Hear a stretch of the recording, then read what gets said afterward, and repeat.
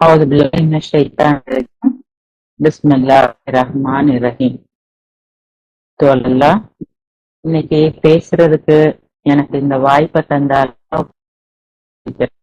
அல்ஹம்துலில்லாஹ். கற்றுத்தந்த அந்த கடவுள் மட்டுமே துதிப்பிற்குரியவர்.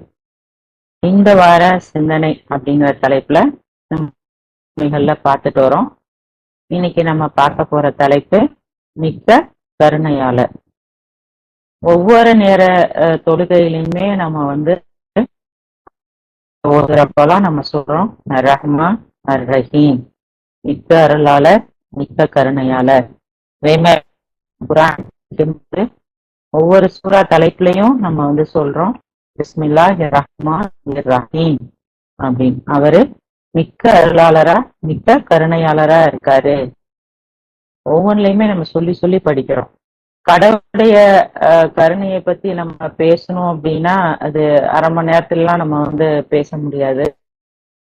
இன்னைக்கு நம்ம இங்க இருக்கோம் அப்படின்னா அல்லாஹ்வுடைய மாபெரும் கருணையினாலதான் நம்ம இந்த வாழ்க்கையவே நம்ம வாழ்ந்துட்டு இருக்கோம்.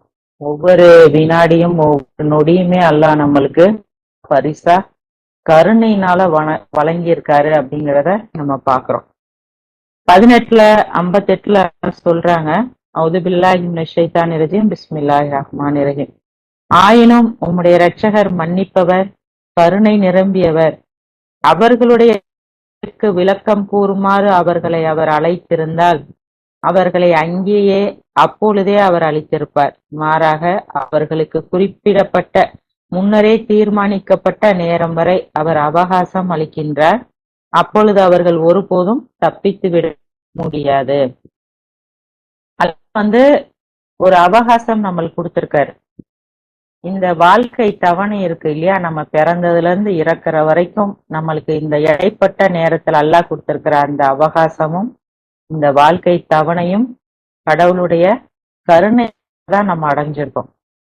ஏன்னா நம்ம பண்ணிக்கிட்டு வந்த அந்த கலகம் இருக்கு இல்லையா, அது அப்படியே பட்டது.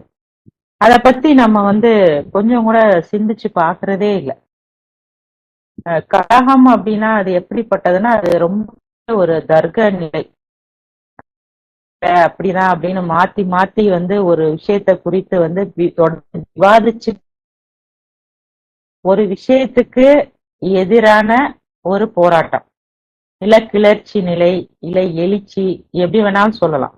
கடவுளுடைய சாம்ராஜ்யத்துல இருந்துகிட்டே அவருக்கு எதிரா நம்ம கிளப்புன ஒரு தர்க்க நிலைய, ஒரு கிளர்ச்சி நிலைய, கடின மனம் கொண்டு நம்ம செஞ்ச அந்த கலகம் இருக்கு இல்லையா, அது அப்படியே பொறுத்துக்கிட்டு நம்மளை தண்டிக்காம அவருடைய கருணையினாலதான் அல்லாஹ் நம்மளுக்கு இந்த வாய் அனுப்பியிருக்காங்க. இது ஒரு சாதாரண கருணை இல்லை, கடவுளுடைய ஒரு தனிப்பெரும் கருணையா இருக்கு அப்படிங்கிறத நம்ம பார்க்கிறோம். அவர் கருணை அப்படிங்கிறத என்னுடைய தனி பண்பா நான் விதிச்சுக்கிட்டேன் அப்படின்னு சொல்ற. இப்ப நம்மளுடைய பண்புகளை நம்ம எடுத்துக்கிறோமே, என்னுடைய பண்புகள் என்ன? நான் அப்படியே ஒரு வக்து விடாம அப்படியே குறிப்பிட்ட நேரத்துல கரெக்டா தொழுதுட்டே வருவேனா? சிறப்பம்லாம் தவறாம ஜக்காத்தும் தர்மமும் கொடுக்கக்கூடிய ஆளா நானு? இல்ல நான் எல்லா நேரமும் அப்படி திக்ரு பண்ணிக்கிட்டே இருக்கேனா? இப்படி ஏதாவது ஒரு நல்ல விஷயத்த என்னுடைய பண்பா நான் வச்சிருக்கேனா? நான் கடவுளோட கம்பேர் பண்ணி சொல்லல, நான் புரிஞ்சுக்கிறதுக்காக நான் கேக்குறேன். என்னுடைய இதுல அந்த மாதிரி எந்த ஒரு நல்ல பண்பு நான் பார்க்கல. ஏன்னா இப்படி வேணா சொல்லலாம், எனக்கு தொடர்ச்சியா கோவம் வரும், எனக்கு தொடர்ச்சியா டென்ஷன் ஆகும், இதுதான் என்னுடைய பண்பா இருக்குன்னு வேணா நான் சொல்லலாம். ஆனா கடவுள் சொல்றாரு கருணைய நான் ஒரு தனி பண்பா எனக்கு நான் விதிச்சுக்கிட்டேன் அப்படின்னு சொல்றேன். அவருடைய கருணையும் நம்ம மேல இல்லாது இருந்ததுன்னா நம்ம எல்லாரும் இப்ப நரகத்துல இருந்தோம். அல்லாஹ் நம்மள ரொம்ப ரொம்ப நேசிக்கிறாங்க, நம்மளை மீட்டுக்கிறதுக்கு தான் அல்லாஹ் கூப்பிடுறாங்க. அல்லாஹ் நீங்க அப்படியே கீழே போங்க அப்படின்னு சொல்லி நம்மளை அல்லாஹ் அனுப்பி விடல. அல்லாஹ் என்ன பண்றாங்க அப்படின்னா 6:154 சொல்றாங்க, மிகச்சிறந்த கட்டளைகளுடன் முழுமையாக்கப்பட்டதாகவும் ஒவ்வொன்றையும் விவரிப்பதாகவும் ஒரு வழிகாட்டவும் கருணையாகவும் நான் இதுவும் கூட நாம் வெளிப்படுத்தியுள்ள பாக்கியமிக்கதொரு வேதமாகும். நீங்கள் இதனை பின்பற்றி நன்னெறியானதொரு வாழ்வு நடத்திட வேண்டும், நீங்கள் கருணையை அடையும் பொருட்டு. இந்த வேதத்திலிருந்து நம்மளுக்கு அறிவு, வழிகாட்டல் விவரிக்கப்பட்ட வேதம் நம்பிக்கை கொண்ட மக்களுக்கு கடவுள்கிட்ட இருந்து ஒரு மிகப்பெரிய ஒரு கருணையா வந்திருக்கு அப்படிங்கறத எல்லாம் சொல்றாங்க. நான் ஒரு படம் இருக்கேன். அதுல ஒரு அம்மாவும் 3 பிள்ளைங்களும் ஹெலிகாப்டர்ல போறாங்க. ஒரு காட்டு பகுதியில ஹெலிகாப்டர் நொறுங்கி விழுந்துருது, அம்மா இறந்துடுறாங்க. அந்த 3 குழந்தைகளை மீட்கிறதுக்கு அவங்க படுற பாடு இருக்கு பாருங்க, ரியல் ஸ்டோரி அது. அது காட்டுல மரங்கள் அவ்வளோ ஹைட்டா இருக்கு, உள்ள சூரிய வெளிச்சமே போக மாட்டேங்குது, சிக்னல் கிடைக்க மாட்டேங்குது, எங்கிட்டு உள்ள போகணும் எங்கிட்டு வெளியே வரணுங்கிற பாதையே தெரியல. அப்பதான் நம்மளுக்கு அந்த சிந்தனைகள்லாம் வருது. எப்படி நம்மள பூமிக்கு போன்னு சொல்லிட்டு நீ இப்படியே வான்னு சொன்னா நம்ம எப்படி வர முடியும்? ஒரு நிக்கிற ஒரு மனிதன் எந்த பக்கம் போவாங்க? அங்க எப்பவுமே இருக்காது, எந்த வழியுமே தெரியாது, எல்லா இடமுமே மணல்ல தான் இருக்கும்.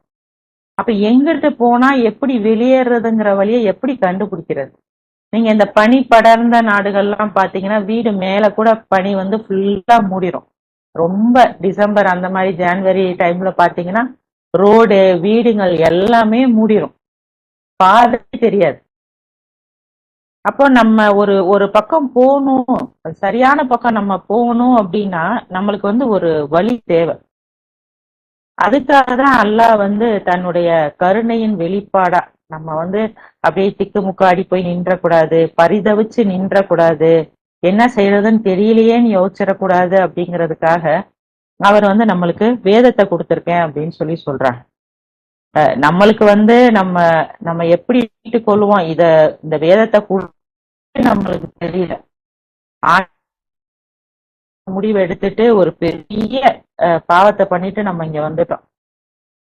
அல்லாதான் நம்மளுக்கு இந்த வேதத்தின் வழிகாட்டுதலை கொடுத்து நம்மள அனுப்பி இருக்காங்க. அல்லாஹ் முகமது கிட்ட சொல்றாங்க, நான் உன்னை இறக்க முடியவரை நான் ஆக்கியிருக்கேன். அப்படி இல்லை அப்படின்னா நீ முரட்டுத்தனமானவராகவும் அற்பத்தனமானவராகவும் நீ இருந்திருப்ப அப்படின்னு சொல்லி அல்லாஹ் சொல்றாங்க. நாம நம்ம உண்மையிலே அப்படிதான் இருக்கோம். நம்மளுடைய உள்ளம் அப்படிப்பட்டதா தான் இருக்கு. இப்ப நம்ம போர் நடக்கிறதெல்லாம் நம்ம நம்ம மனசுக்குள்ள என்ன தோணுது? என்ன ட்ரம்ப் இப்படி பண்றாரு, என்ன நெதன்யாகு இப்படி பண்றாரு, இவங்க என்ன இவ்வளவு ஒஸ்டா இருக்காங்க அப்படின்னு நம்ம அடுத்தவங்கள பார்த்து நினைக்கிறோம் இல்லையா? இவங்களுடைய அதே போர் தான் நம்மளுக்குள்ளேயும் இருக்கு. அவங்க நம்மள்ட்ட சின்னதா இருக்கு, அவங்க பெருசா வெளிப்படுத்துறாங்க, அவ்வளவுதான். பட் எல்லாருக்குள்ளேயும் நான் தான் இதை அடக்கி ஆள்வேன், எனக்கு அந்த சக்தி இருக்கு அப்படிங்கிற எண்ணத்தோட இறங்கி வந்தவங்க தான் எல்லாருமே அப்படிதான் இருக்கும். அதுக்கு சொல்றாங்க, நீங்க நீங்க கருணை அடையணுங்கிறதுக்காக தான், உங்களை எச்சரிப்பதற்காக, உங்களை நன்னெறியின் பால் வழி நடத்துவதற்காக இந்த வேதத்தை நான் உங்களுக்கு ஒரு நினைவூட்டலா கொடுத்திருக்கேன் அப்படின்னு சொல்லி அல்லாஹ் சொல்றாங்க. ஏன்னா நம்ம எல்லாத்தையும் மறந்துடுறோம்ல. இப்ப நம்ம மேல என்ன பண்ணிட்டோம்ங்கிற ஞாபகமே நம்மளுக்கு இல்லை. ஆனா அல்லாஹ் சொல்லி சொல்லி நம்மளுக்கு ஞாபகப்படுத்துறாரு, நீ வேதத்தை படி, நீ என்ன பண்ணிட்டு வந்தங்கிறத நீ சிந்திச்சு பாரு, நீ திருந்து அப்படின்னு சொல்லி அல்லாஹ் நம்மளுக்கு நினைவூட்டலா இந்த வேதத்தை கொடுத்ததோட இல்லாம இதுல நிறைய நம்மளுக்கு சட்ட திட்டங்கள் விதிமுறைகளை நம்மளுக்கு அல்லாஹ் சொல்லி கொடுக்குறாங்க.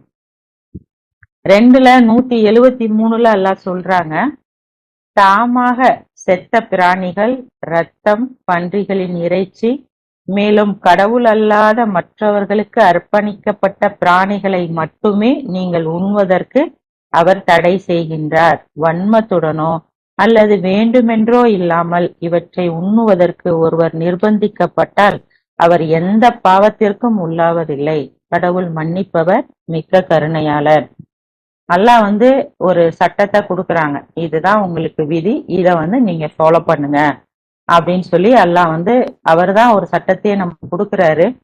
ஆனா அந்த சட்டத்தை நம்ம ஃபாலோ பண்ணும் போது நம்மளுடைய சூழ்நிலை எப்படி இருக்குங்கிறதையும் அவர் பாக்குறாரு. இது இது எல்லாராலையும் நம்ம எந்த சூழ்நிலையில இருக்கோம் அப்படிங்கிறத உணர முடியுமா அப்படின்னா, நம்ம கூட இருக்கிறவங்களால கூட நம்ம என்ன மாதிரி வழியில இருக்கோம், நம்ம என்ன மாதிரி சுச்சுவேஷன்ல இருக்கோம் அப்படிங்கிறத உணர முடியாது. ஆனா அல்லாஹ் நம்மளுடைய எல்லாத்தையும் அறியக்கூடியவரா பார்க்கக்கூடியவரா இருக்கிறனாலதான் அல்லாஹ் நம்மளுடைய சூழ்நிலைகள் அத வந்து சில சமயங்கள்ல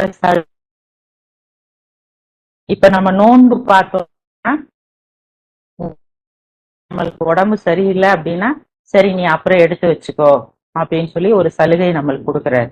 அப்படி இல்லை உன்னால வைக்கவே முடியலன்னா நீ ஏழைக்கு உணவு கொடுத்துருன்னு அதுக்கு ஒரு பரிகாரத்தை சொல்லி கொடுத்து நீ இதை இப்படி இப்படி பண்ணிக்கோ அப்படின்னு சொல்லி அதுலயும் நம்மளுக்கு வந்து ஒரு ரிலாக்ஸேஷனா இல்ல நம்மளுக்கு அமைச்சு கொடுக்குறான். இல்ல நான் கொடுத்த சட்டத்தை நீ ஃபாலோ பண்ணி தான் ஆகணும் அப்படின்னு ஒரு கட்டாயத்தை விதிச்சிருந்தாரு அப்படின்னா நம்ம எவ்வளவு கஷ்டப்பட்டிருப்போம்.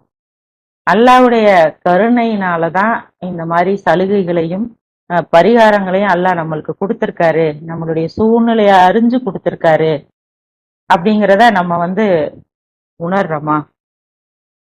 182 எல்லாம் சொல்றாங்க, உயிர் எழுதுபவரின் பக்கம் பெரும் அநீதியை அல்லது பாரபட்சத்தையே ஒருவர் கண்டு உயிரின்பால் நீதியை மீட்டு கொண்டு வர சீர் செய்கின்ற நடவடிக்கையை எடுத்தால் அவர் பாவம் எதுவும் செய்துவிடவில்லை, கடவுள் மன்னிப்பவர், மிக்க கருணையாளர் அப்படிங்கிறத சொல்றாங்க. அதாவது ஒருத்தர் வந்து ஒரு உயிர் எழுதிட்டார்.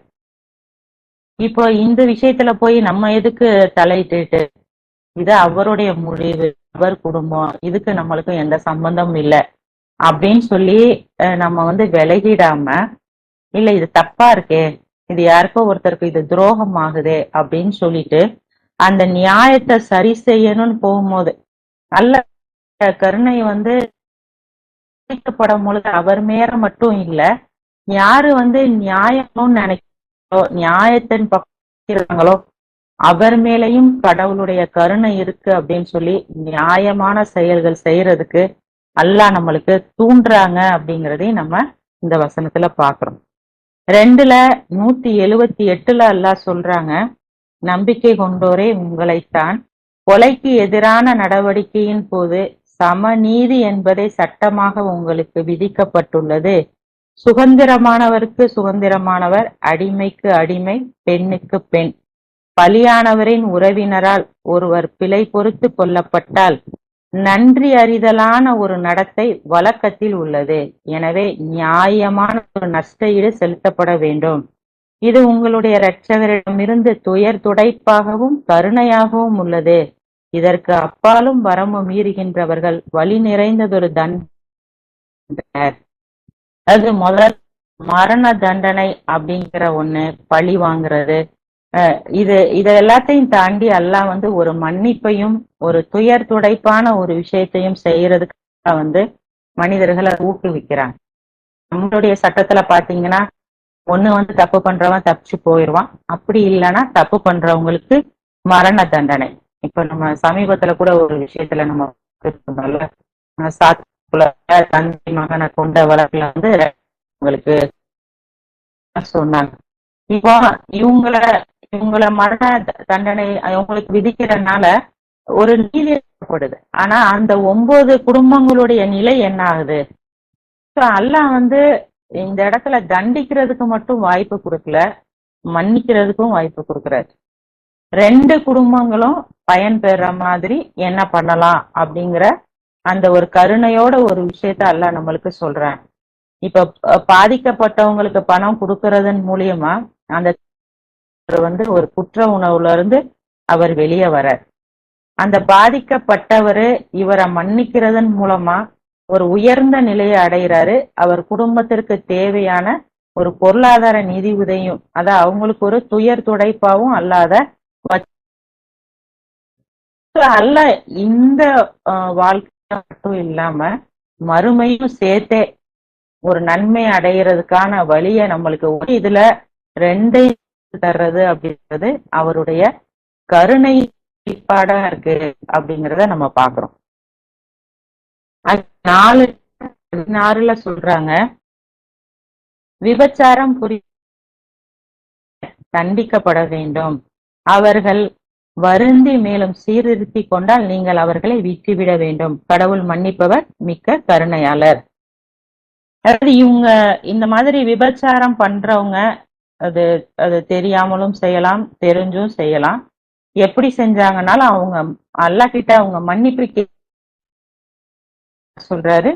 அவங்க வருந்தி திரிஞ்சு மன்னிப்பு கேட்ட மன்னிச்சு இங்கெல்லாம் நம்ம பார்த்தோம் அப்படின்னா ஒண்ணு வந்து அந்த தப்பு பண்றவங்கள விட்டுருவாங்க. அப்படி இல்லைன்னா ஒரு 6 மாசத்துக்கு தூக்கி கைது பண்ணி உள்ள வைப்பாங்க. திரும்ப அவங்க வெளியே வந்து திரும்ப அந்த தொழிலே அவங்க பண்ணக்கூடியவங்களா இருப்பாங்க. சோ இந்த மாதிரி அவங்க பழைய நிலைக்கு போயிடாம இருக்கணுங்கிறதுக்காக அல்லாஹ் வந்து அவங்களுக்கு கசையடி தண்டனை கொடுங்க. அவங்கள சொசைட்டி முன்னாடி இது தப்பு அப்படின்னு சொல்லி மக்களுக்கு தெரியப்படுத்துறதும் அவமானப்படுத்துறது மூலமா அதை பகிரங்கப்படுத்துறதன் மூலமா அவங்க திருந்துறதுக்கு ஒரு வாய்ப்பா இது எங்கேயுமே வந்து சொல்லாம அவங்க ஒரு வாய்ப்பா அல்லாஹ் வந்து அதை கொடுக்குறாங்க. எக்ஸ்ட்ரீமா அவங்க மன்னிப்பு கேட்கிறாங்க, நாங்க சீர்திருத்திக்கணும்னு நினைச்சாங்கன்னா நீங்க வந்து அவங்கள விட்டுருங்க சொல்றாங்க. அதே மாதிரிதான் திருட்டு குற்றம் அவருக்காகவும் கடவுளிடமிருந்து ஒரு எடுத்துக்காட்டாக திகழ்வதாகவும் நீங்கள் அவர்களுடைய கரங்களை அடையாளம் இடுதல் வேண்டும். கடவுள் எல்லாம் வல்லவர், ஞானம் மிகுந்தவர். இப்போ ஒருத்தர் திருடுறாங்க அப்படின்னா அவங்களுடைய கைகள்ல நீங்க அடையாளம் இடுங்க. முன்னாடி எல்லாம் வந்து கைய துண்டிங்க அப்படிங்கிற மாதிரி ஒரு ஸ்டேஷன் இருந்தது. இப்பதான் நம்ம தெரிஞ்சுக்கிறோம் கைகள்ல அடையாளம் இடலும் மட்டும்தான் சொல்றாங்க. ஏன்னா இந்த இந்த சமூகத்துல வந்து ஒழுக்கம் பேணப்படணும். இது வந்து இந்த சமுதாயத்துல வந்து ஒரு நம்மளுக்கு வந்து ஒரு பயம், அடிக்கடி திருட்டு போச்சுன்னா நம்மளுக்கு இதன் மேல ஒரு நம்பிக்கை போயிடும், ஒரு பயம் வந்துடும். இந்த மாதிரி விஷயங்களுக்காக பண்றவங்களுக்கு அடையாளம் இட்டீங்கன்னா அவங்க அதுலயே அவங்களுக்கு அசிங்கமாயிடும். நம்ம திருடன்னு இந்த மாதிரி நம்மளுக்கு நோட் பண்ணிட்டாங்களேங்கிற இதுலயே வந்து அவங்க திருந்திருவாங்க, அவங்க திருடாம இருப்பாங்க, ஏதாவது ஒண்ணு அவங்க பண்ணுவாங்க அப்படிங்கிற கருணையின் வெளிப்பாடா அல்லாஹ் இந்த மாதிரியான சட்ட திட்டங்களை நம்மளுக்கு வந்து ஒவ்வொன்னையா அல்லாஹ் சொல்லி கொடுக்குறாங்க. அல்லாவே தான் அந்த சட்டங்களை வகுக்கிறாங்க. அதுலயும் அல்லாஹ்வுடைய கருணை இருக்கு அப்படிங்கிறத நம்மளுக்கு அல்லாஹ் காட்டுறாங்க. 4:29 நம்பிக்கை கொண்டவர்களே, உங்களைத்தான் ஒருவர் மற்றவருடைய உடைமைகளை சட்டவிரோதமாக விழுங்காதீர்கள். பரஸ்பரம் ஏற்கத்தக்க பரி மட்டுமே அனுமதிக்கப்படுகின்றன. உங்களை நீங்களே கொலை செய்ய வேண்டாம். கடவுள் உங்கள் பால் கருணையாளராக இருக்கின்றார். இப்போ இந்த நம்ம முதல்ல பார்த்தோம் இல்லையா, சமூகத்துல ஒரு ஒழுங்குமுறை இருக்கணும். இப்ப இதெல்லாம் நடக்கும்போது எப்படி சமூகத்து மேல நம்மளுக்கு ஒரு இது வருதோ அதே மாதிரி ஒரு நம்பகத்தன்மை இல்லாம போதோ அதே மாதிரி அடுத்தவங்களுடைய உடைமைகளை நீங்க சட்ட எடுக்காதீங்க. அடுத்த உரிமைய பறிக்கிறது, அவங்கள ஏமாத்தி எடுத்துக்கிறது, லஞ்சம் வாங்குறது எல்லாமே அடுத்தவங்களுடைய உரிமைகளை நம்ம சட்ட விரோதமா விழுங்குறது அப்படிங்கிறத சொல்றாங்க. அநியாயமா அடுத்தவங்களுடைய எடுக்கணும்னு நினைக்காதீங்க. அதுவும் இந்த சமூக கட்டமைப்பை குலைக்கக்கூடிய ஒண்ணா இருக்கும். அது எதுக்கு வழிவகைக்குன்னா பகை, சண்டை, அவங்க மேல கோபம், இந்த மாதிரியான சாத்தானுடைய செயல்களுக்கு தான் வழிவகுக்கும். அதை தடுக்கிறது தான் அல்லாஹ்வுடைய நியதியாவும் கருணையாவும் இருக்கு. அதனால அடுத்தவங்களுடைய சட்டவிரோதமா எடுக்க முயற்சி செய்யாதீங்க அப்படிங்கறத அல்லாஹ் நம்மளுக்கு சொல்றாங்க. 2வது, உங்களை நீங்களே கொலை செய்ய வேண்டாம். அல்லாஹ் வந்து அடுத்தவங்களை கொலை செய்யறதையோ நம்மளை தற்கொலை பண்ணிக்கிறதையோ அல்லாஹ் வந்து ஆதரிக்கல.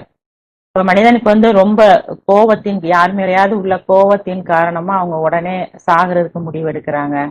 ஒரு பரீட்சையில மார்க் கம்மி ஆயிட்டா கூட பிள்ளைங்க வந்து நீட் பாஸ் ஆகல, இல்ல லவ் ஃபெயிலியரு, ஏதோ ஒரு ரீசன், கந்து வெட்டி, கடனை, ஏதாவது ஒண்ணுன்னா உடனே மனுஷன் வந்து தன்னைத்தானே காயப்படுத்திக்கிட்டு தன்னை அழிக்கிறதுக்கு தான் அவசரப்படுறான். இப்ப நம்ம வந்து இந்த உலகத்துல பார்த்தோம் அப்படின்னா ஜாதியெல்லாம் ரொம்ப பெரிய இதா விஷயமா பார்க்கப்படுது. இப்போ ஒரு முஸ்லிம் பையனோ பொண்ணோ ஒரு ஹிந்துவை லவ் பண்ணாங்க அப்படின்னா இப்ப நம்ம டிவி ஷோக்கள் எல்லாம் டிபேட் நடக்கும்போது நம்ம பாக்குறோம். அப்போ அவங்க பேரண்ட்ஸ் வந்து அவங்களுடைய மதிப்பு மரியாதைகள் சீண்டப்படும் போது அவங்க அப்படிதான் கோவப்படுறாங்க. என் பொண்ணு இந்த மாதிரி எல்லாம் பண்ணுச்சு அப்படின்னா நான் வந்து அவளை சாவிடுவேன், கொலை பண்ணிடுவேன் அப்படின்னு சொல்றாங்க. ஆனா அல்லாஹ் வந்து நம்மள வந்து நீ நீயே வந்து கொலை பண்ணிக்கிறாத, அல்லாஹ் நம்மளை அழிக்க விரும்பல, அல்லாஹ் நம்மளை மீட்டுக்கிற விரும்புறாரு. நீ நியாயமா நட, இந்த பூமியில நிம்மதியா வாழு. அப்படி வாழ்றதுக்கு என்ன தேவை, கடவுளுடைய வார்த்தைகளான ஒவ்வொன்றையும் அல்லாஹ் நம்ம தேர்ந்தெடுத்து சொல்லி கொடுத்து நம்ம ஒரு அமைதியான வாழ்க்கைய இந்த பூமியில மகிழ்ச்சியா வாழ்ந்துட்டு நம்மளை மீட்டுக்கிட்டு வரணும்னு அவர் விரும்புறது அவருடைய ஒரு கருணையா இருக்கு.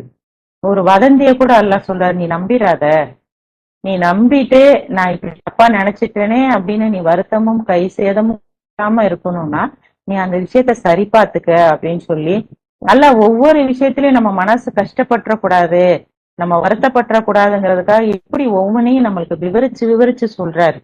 அக்கா தங்கைகள் ஒருத்தருக்கே 2 பேரையும் திருமணம் பண்ணி கொடுத்திருந்தாங்க அப்படின்னா அந்த திருமணத்தை நீங்க முடிச்சிடாதீங்க, யாராவது ஒருத்தருக்கு வாழ்க்கை பாதகமா ஆயிடும். சோ இதுக்கு முன்னாடி அது பண்ணியிருந்தா ஓகே, ஆனா இனிமே அந்த மாதிரி நீங்க பண்ணாம நடந்துக்கங்க அப்படிங்கறத அல்லாஹ் சொல்றான். இப்ப கடவுளின் நிமித்தம் புலம் பெயர்ந்து போறாங்க இல்லையா, அப்படிலாம் அவங்க ஆஹ் அதாவது மனிதன் கடவுளை நோக்கி போகாதப்பவே கடவுளுடைய கருணை நம்ம மேல அளப்பரியதா இருக்கு. அப்ப கடவுளுக்காக அந்த நல்ல நோக்கத்தோட போகும்போது அவனுக்கு மகிழ்ச்சியையும் வெகுமதியும் தந்து நான் ஆசீர்வதிப்பேன் அப்படின்னு சொல்லி சொல்றாரு. ஏன்னா சோதனைகள் உங்களுக்கு தொடர்ந்து நம்ம வாழ்க்கையில வந்துட்டே தான் இருக்கு. இப்ப கிப்லா மாத்துறதெல்லாம் எவ்வளவு ஒரு கடுமையான சோதனையா இருக்கு அப்படிங்கிறத நம்ம பாக்குறோம். அதே மாதிரி பயம், நோய், இழப்பு, பயிர் இழப்புகள், உயிர் இழப்பு, இந்த மாதிரி இதை பத்தி எல்லாம் எல்லாம் சொல்றாங்க. இப்ப எல்லா எல்லா கஷ்டமான சூழ்நிலைகளுமே நம்ம வாழ்க்கையில எதுக்காக வருது அப்படின்னா நம்மளை பக்குவப்படுத்துறதுக்காகவும் அந்த கஷ்டங்களின் மூலமா நம்ம கடவுள் பக்கம் நம்மளை திருப்பிக்கிட்டு போறதுக்காகவும் தான் அல்லாஹ் நம்மளை சோதிக்கிறாங்க. அது அவருடைய கருணையின் வழியா இருக்கு அப்படின்றத நம்ம உணர்றோமா? நீங்க பாருங்க, நீங்க ஆரம்பத்துல இருந்து நம்ம கஷ்டப்பட்டுக்கிட்டே வர வர அப்படி நம்மளுக்கு தூசி மாதிரி ஆயிடும், பார்த்துக்கலாம் என்ன அப்படிங்கிற மாதிரி ஒரு ஒரு தைரியத்தை அதன் மூலமா அல்லாஹ் நம்மளுக்கு கொடுத்தாருல, அவர் சார்ந்து போறதுக்கான ஒரு வாய்ப்பை ஏற்படுத்தி அல்லாஹ் தராங்க. நம்ம பாக்குறோம், அவர் சொல்றாரு, என்னுடைய தடுமாற்றத்தையும் கவலையும் நான் கடவுள்கிட்ட ஒப்படைக்கிறேன் அப்படின்னு சொல்றாரு. மூசாவுடைய தாயார் அந்த பிள்ளையை அவ்வளவு கவலைப்படுறாங்க, வெளிக்காட்டிடுற அளவுக்கு அவங்க அழுகுறாங்க, கவலைப்படுறாங்க, எல்லாமே பண்றாங்க. அதாவது மனிதனா நம்ம தடுமாறி கடவுள்கிட்ட போய் நிக்கிறது, கவலைப்படுறதெல்லாம் ஒரு இயல்பான விஷயம். ஆனா எந்த நேரத்திலையும் கடவுளை விட்டுறக்கூடாது. அவருடைய கருணைனால நம்ம இங்க வாழ்ந்துகிட்டே இருக்கோங்கிற நம்ம மறந்துடக்கூடாது. விரக்தி அடைஞ்சிடாம நம்ம தொடர்ந்து கேட்டோம்னா கடவுளுடைய கதவுகள் திறக்கப்படும் அப்படிங்கிறத அல்லாஹ் நம்மளுக்கு ஜக்கரையாவுடைய இதுல இருந்து அல்லாஹ் சொல்லித்தராங்க. கருணையின் வெளிப்பாடு அப்படின்னு சொல்றாங்க. நம்மளுக்கு என்ன நடந்தாலும் நம்ம திரும்பி அல்லாஹ் மட்டும்தான் போய் நிக்கணும் அப்படிங்கறத அல்லாஹ் சொல்லித்தராங்க. ஒரு சிறுவர்களுடைய புதையலை பத்தி அவங்க பிள்ளைகளுக்கு பாதுகாத்து கொடுத்தேன் அப்படிங்கிறாரு. நம்ம நன்னறியாளர்களா இருந்தோம் அப்படின்னா நம்ம பிள்ளைங்க மேலே அந்த கருணை போய் சேரும் அப்படிங்கிறத அல்லாஹ் நம்மளுக்கு சொல்லித்தரார். அல்லாஹ்வுடைய கருணை அடைவதற்கு அத்தியாவசியமா இருக்கணும் அப்படிங்கறத பத்தி அல்லாஹ் சொல்றாங்க. நம்ம நோன்பு வைக்கிறது, ஜக்காத்து திக்ரு பண்றது, இது எல்லாத்தையும் நீங்க தொடர்ந்து பண்ணுங்க அப்படின்னு அல்லாஹ் சொல்றாங்க. ஆனா நம்மளுடைய அந்த சுயமானது நம்மளை தவற நோக்கிதான் திருப்பிக்கிட்டே இருக்கு. நான் தான் பெருசு, நான் செய்யறதான் கரெக்ட் அப்படின்னு சொல்லி அந்த ஆணவம் தான் அடங்க மறுத்துக்கிட்டே இருக்கு. நான் தப்பு பண்றேன், உணர்றேன், வருந்துறேன், திருந்துறேன், திரும்ப தப்பு பண்றேன், திரும்ப வேற ஒரு விஷயத்துல தப்பு பண்றேன், திரும்ப நான் அறிஞ்சு பண்ணனா அறியாமலா பண்ணனானே தெரியாம நான் பண்றேன், சில நேரம் நான் அறிஞ்சே பண்றேன். குரான் படிக்கும் போது அதை கருத்தூன்றி கேளுங்க கருணை அடையும் பொருட்டுன்னா நான் அப்பதான் போன் பார்த்துட்டு இருக்கேன், எங்கிட்ட பேசிக்கிட்டு இருக்கேன், நான் எல்லா வேலையுமே பண்றேன், நான் ஆன்மாவா இருக்கேன் அப்படிங்கிறது எனக்கு நல்லா தெரியுது. கடவுள் பக்கம் திரும்புறதுக்கு நான் அவ்வளவு கஷ்டப்படுறேன். அப்புறம் நான் அல்லாட்ட போய் மன்றாடுறேன், என்னுடைய பாவத்தை நான் ஒத்துக்கிறேன், நான் தப்பு பண்ணிட்டேன் அல்லா அப்படின்னு சொல்லி நான் அல்லா கிட்ட போய் விழுறேன், நான் அலறேன், நான் தொழுறேன், நான் சிரமணிகிறேன், எல்லாமே நான் பண்றேன். திரும்ப மறுபடிக்கு திரும்ப அதே தப்பையே நான் பண்றேன். இப்படி நான் விழுந்து விழுந்து எந்திரிச்சுதான் நான் திரும்ப திரும்ப நான் அல்லா கிட்ட போய் போய் நின்றுட்டே இருக்கேன். அவர் சொல்றாரு, நீ நீ திரும்ப நீ வராத போ அப்படின்லாம் அல்லா சொல்லல. நல்லா அப்படி சொல்ல, உனக்கு அதுல இருக்கு, உனக்கு கருணை அதுல அப்படி நான் படிக்க படிக்க என்னுடைய அந்த கடின மனம் இருக்கு இல்லையா, அது அப்படியே கொஞ்சம் கொஞ்சமா இலகுவாகி கோபம் மறைஞ்சு எதிர்காலத்தை பத்தின அந்த பயம், அந்த சிந்தனை இல்லாம ஆக்கி கடந்த காலத்துல உள்ள அந்த கசப்பான சிந்தனைகளை எல்லாம் என்னை மறக்க வச்சு என் மனசு பாரமே இல்லாம என்னுடைய வாழ்க்கையை அப்படியே அமைதியாக்கி எல்லாம் கூட்டிட்டு போறத என்னால உணர முடியுது. நான் பர்ஃபெக்டா எதையுமே பண்ணல, எனக்கு அது நல்லா தெரியுது. நான் தப்பு தப்பா பண்ணிதான். ஆனா அல்லாஹ் சொல்றாரு என்கிட்ட, உன்னுடைய முயற்சி பாராட்டுறேன், நீ வரணும்னாலும் என்னுடைய கருணையில நீ நம்பிக்கை இழந்துராத அப்படின்னு சொல்ற வார்த்தை ஒவ்வொரு தடவையும் தப்பு பண்ணி நான் விழும் பொழுது என்னை அப்படியே அரவணைச்சு அவர் என்னை கூட்டிட்டு போறாரு. திரும்ப திரும்ப நான் அவர்கிட்ட போய் பாவம் பண்ணி கேட்டுட்டே இருக்கேன். நான் பேசுறது எல்லா விஷயங்களுமே அல்லாஹ் எனக்கு கத்து கொடுத்து எனக்கு அது அவருடைய தனிப்பெரும் கருணையினாலதான் எனக்கு கிடைச்சிருக்கு அப்படிங்கறத எனக்கு உணர்த்திக்கிட்டே இருக்கிறார். என்னுடைய கருணை நன்மையாளர்களால் அடையப்படக்கூடியதா இருக்கு அப்படின்னு சொல்றாரு இல்லையா.